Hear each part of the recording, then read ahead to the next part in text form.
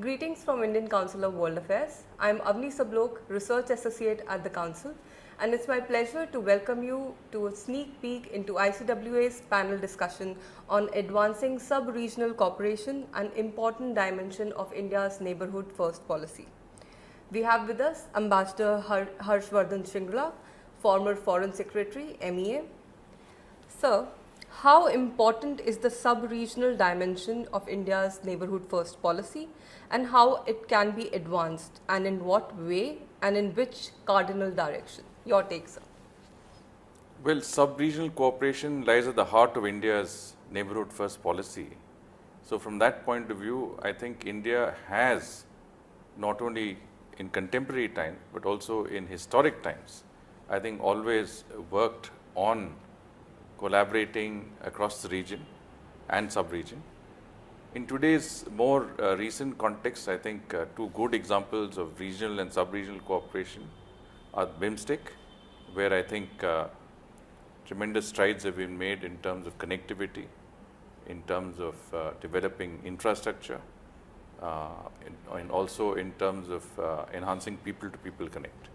And I think the BBIN, which is the Bangladesh, Bhutan, India, Nepal sub-regional construct, is a very relevant example.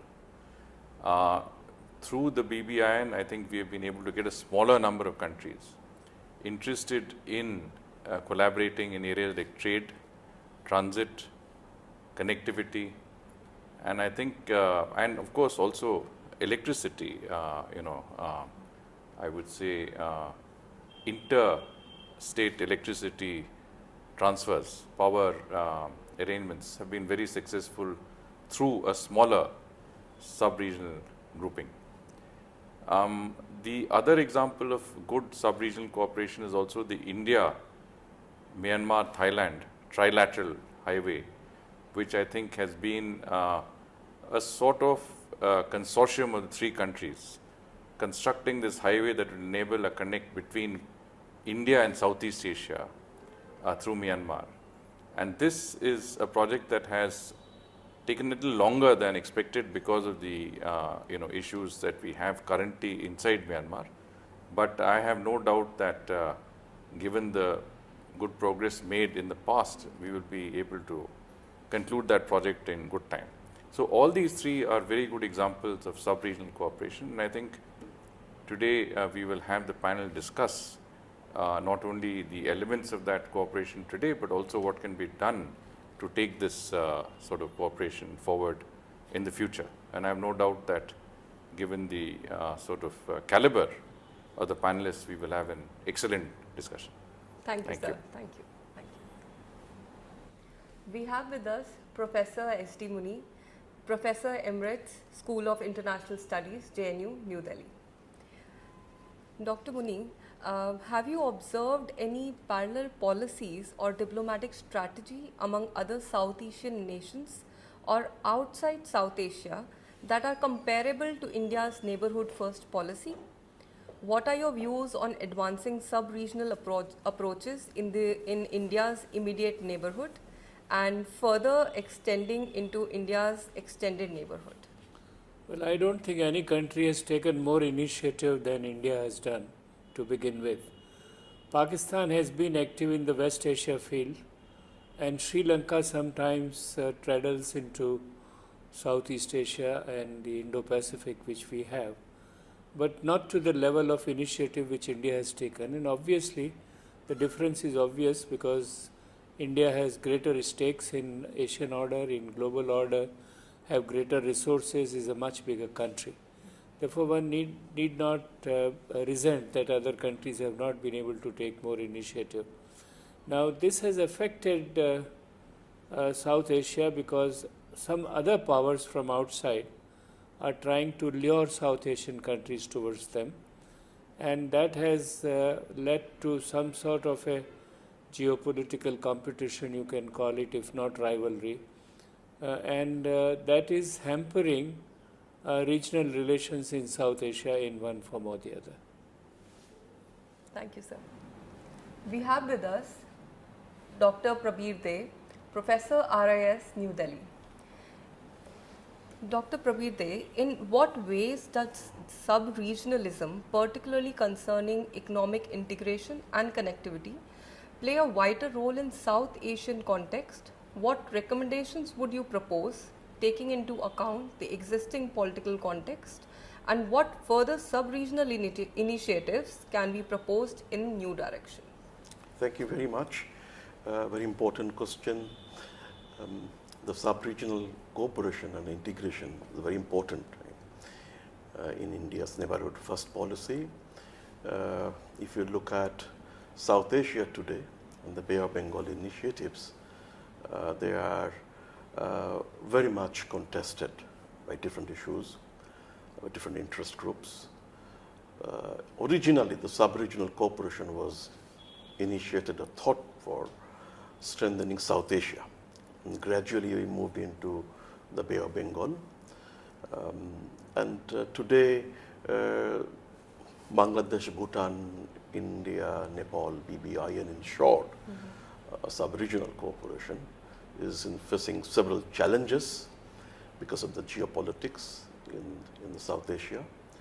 So we are no more talking about regional trade or regional connectivity at the moment, because participating countries, if they pick up issues across borders, regional cooperation, sub-regional cooperation, those don't work actually. So what's the way forward could be to sort out the issues, prevail the peace on and across borders, make all the member states or member countries, participating countries, agree to certain set of projects, certain set of initiatives, leaving aside narrow differences, then only sub-regional cooperation will work. India in particularly, because of its neighborhood first policy, is always a champion in introducing sub-regional projects in terms of physical, people-to-people, financial, digital connectivity. Some of the projects have seen completion, some of the projects on way, but today, because of the issues with India and Bangladesh or Bangladesh itself, those projects are getting hampered. For example, we are planning to set up an expressway or highway from Asuganj to Agartala. The company who's implementing have abandoned it for the time being. Similarly, several other examples I can add. So these all sub-regional projects, be it in Nepal, Bhutan, India, or in the Indian Ocean, or actually India's extended the support in different ways on the call for the participating countries.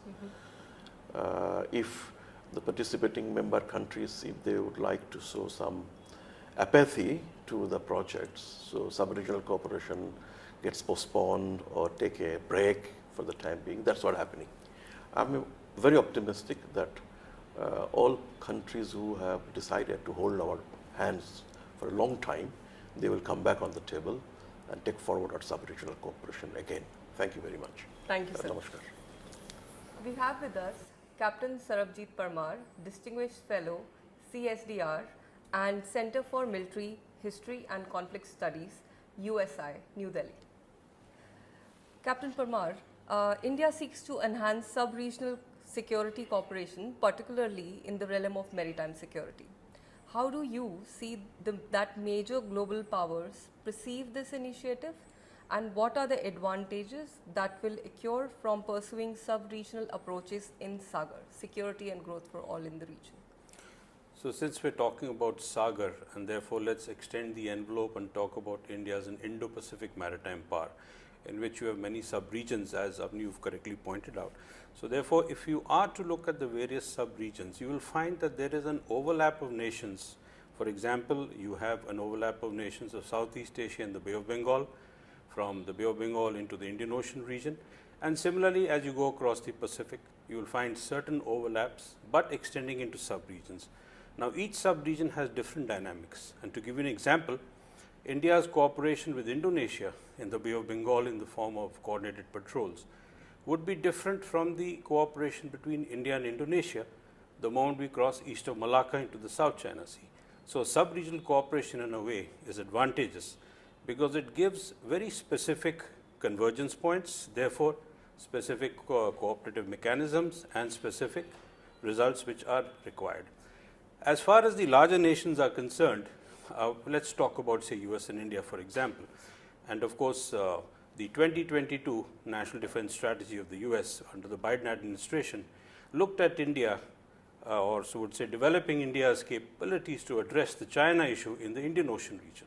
Of course, we do await the next issue or the new latest edition of this strategy, but I don't think it will be any different. So therefore, India's cooperation at the sub-regional level is a welcome step insofar as the powers are concerned. If you look at the Russian Maritime Doctrine of 2022, it looks at engaging India much more in the Indian Ocean region. So therefore, the spread of India as a common denominator would definitely benefit India's sub-regional cooperation. And as I said, we work at, say, a trilateral or a multilateral level, we can achieve much more than we set out to do. Thank you, sir. Thank you for your insightful comments. Thank you.